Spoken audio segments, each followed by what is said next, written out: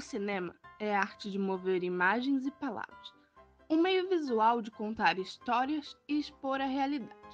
Também a mais complexa, colaborativa e mais rica expressão artística. Como literatura, o cinema nos envolve em uma história e em uma opinião sobre o mundo. É como um registro de uma história para sempre. Algumas pessoas devem ter se perguntado por que o cinema é considerado a sétima arte.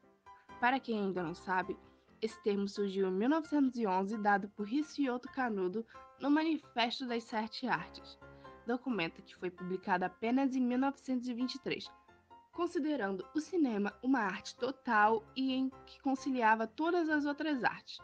Por isso, é considerado o cinema a sétima arte.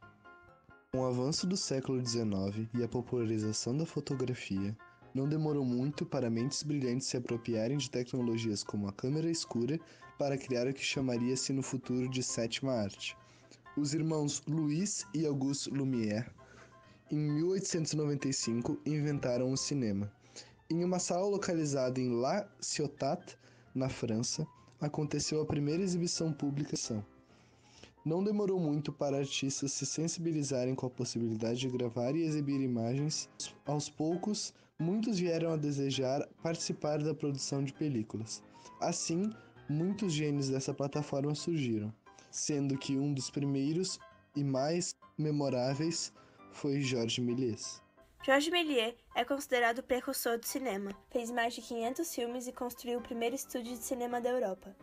Os primeiros filmes eram chamados de vistas, evidentemente mudos, medindo 125 metros com duração média de 4 minutos.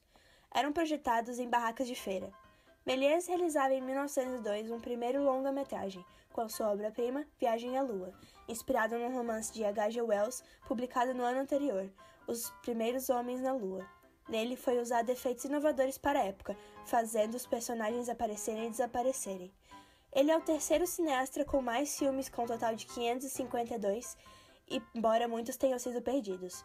Curiosamente, Georges Méliès estava na plateia da primeira exibição de filmes feita pelos irmãos Lumière. Quando sua câmera travou em uma gravação, ele descobriu que poderia fazer recortes nos filmes e criar efeitos especiais. Assim, fazia truques de mágica gravados utilizando esses efeitos. Ele inventou a dupla exposição para duplicar a mesma pessoa. Méliès realizou em 1902 um primeiro longa-metragem com sua obra-prima Viagem à Lua, investiu no projeto 30 mil francos, uma soma assombrosa. A rodagem durou 4 meses, de maio a agosto de 1902, e a primeira sessão teve lugar em 1º de setembro de 1902.